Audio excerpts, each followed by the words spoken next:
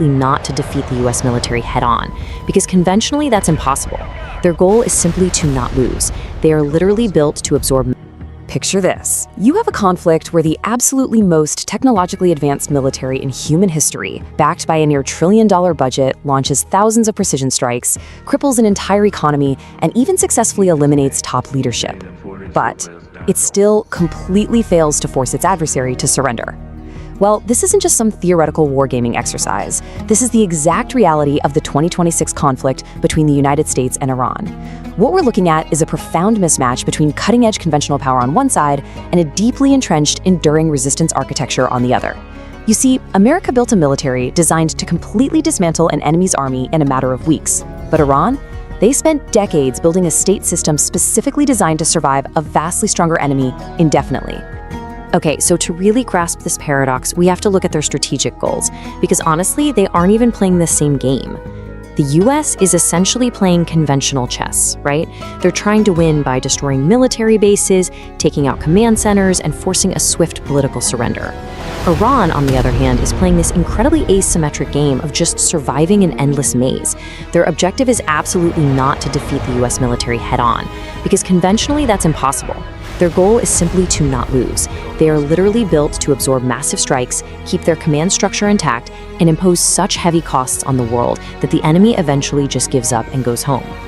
And the financial reality behind these strategies is just staggering. Look at these numbers from the Stockholm International Peace Research Institute for 2025. You've got US military expenditure sitting at a massive $954 billion, and Iran's just $7.4 billion. I mean, if wars were decided strictly by spreadsheets and conventional firepower, this conflict would literally be over in hours. Yet, despite outspending Iran by over 100 to 1, America has found it incredibly difficult to force this heavily sanctioned nation to actually fold. Before we continue this video, kindly like, comment, share, and subscribe. It helps us bring you more amazing geopolitics videos like this. Let's move into Section 1, Geography of the Maze.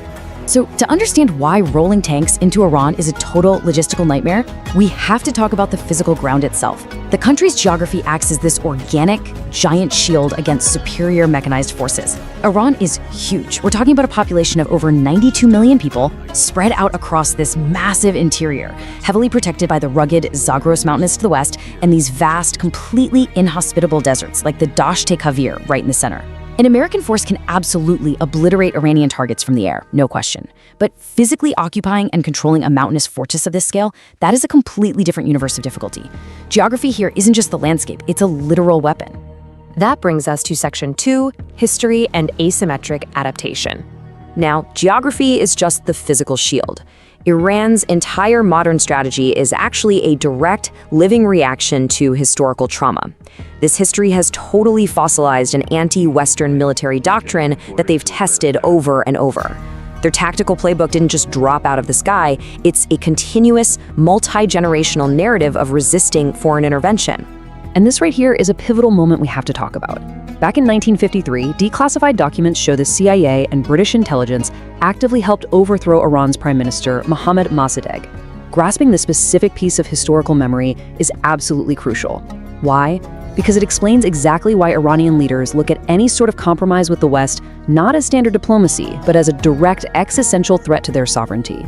To the architects of the Islamic Republic, foreign interference is the ultimate danger, and their entire state apparatus is custom-built to repel it. And that survival mindset was truly forged in the fire of the brutal Iran-Iraq War from 1980 to 1988. Right after the 1979 revolution, Saddam Hussein invaded, and Iran absorbed an estimated 1 million casualties. 1 million. They learned a very harsh, invaluable lesson during those 8 grueling years. You literally never fight a conventional war against a better armed opponent. Instead, they pivoted hard into a doctrine of asymmetric warfare. They learned to lean entirely on ideological motivation, highly decentralized organization, irregular tactics, and just sheer endurance. Basically, they learned not to fight America the way America actually wants to be fought. Let's transition to Section 3, Inside the Survival Architecture. So, how exactly do you engineer a state to survive modern military decapitation? The secret sauce is institutional redundancy. Now, we normally picture adversarial states like a pyramid, right? One dictator sitting at the very top. But Iran, they operate much more like a dense web. Yes, you have the Supreme Leader, but you also have the heavily armed Islamic Revolutionary Guard Corps, the IRGC, alongside the regular military, the clerics, the parliament, and the Guardian Council. These groups often compete with each other, but because their roles overlap so much, taking out one specific node, even the very top one, just doesn't cause the entire state to collapse. And the 2026 scenario perfectly demonstrates this web in action. In this conflict, reports show that Supreme Leader Ayatollah Ali Khamenei was killed in a strike. Now, conventional military logic would say, okay, the state is going to fracture now. But it didn't. His son, Moshtaba Khamenei, stepped right in to assume leadership, and the political and military machinery just kept humming along. The institutions completely absorbed the blow, proving that regime decapitation absolutely does not equal regime destruction. And you see this exact same resilience in their military industry.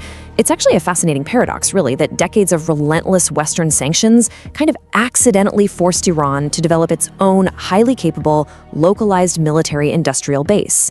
Completely cut off from global arms markets, what did they do?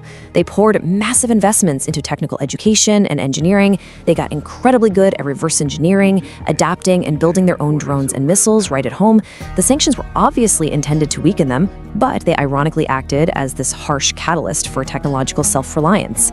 Then, they took all that indigenous technology and they hid it.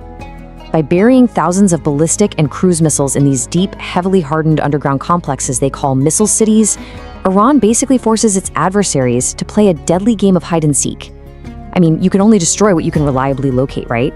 And on top of that, they massively expanded their strategic depth by building up a huge regional proxy network, which includes Hezbollah in Lebanon and the Houthis in Yemen. By doing this, they pushed the actual battlefield way beyond their own borders. It essentially means that any attack on Iran instantly triggers a massive regional crisis. And finally, Section 4. Before we continue this video, kindly like, comment, share, and subscribe.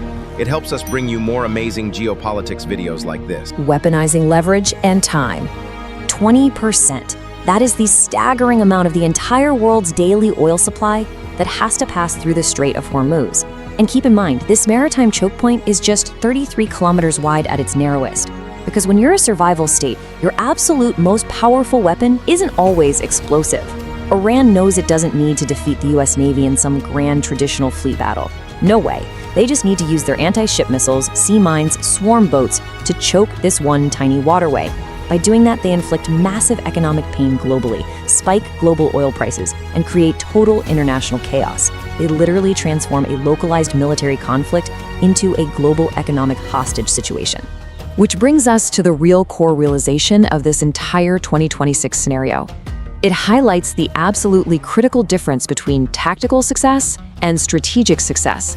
See, America's ability to effectively blow up targets from the air, which is tactical success, does not automatically translate into breaking Iran's political will to resist, which is strategic success. America fights to achieve its political objectives by using overwhelming military superiority. But Iran, they've constructed a system deliberately designed to prevent that military superiority from ever producing political submission. Iran's ultimate weapon, actually, is just time. They simply need to survive a day longer than their opponent's political patience lasts. So we want to leave you with this final, genuinely provocative thought to ponder. America can absolutely destroy enormous amounts of Iran's military hardware. But the one thing it truly struggles to destroy is Iran's ability and its fundamental willingness to just keep resisting. When a survival state wields geography, institutional redundancy, proxies, and time as its main weapons, what does winning even look like anymore? Thank you so much for joining me for this explainer. We really hope this helped unpack the incredibly complex layers of what is truly a fascinating paradox. If you enjoyed this video, kindly like, comment, share, and subscribe.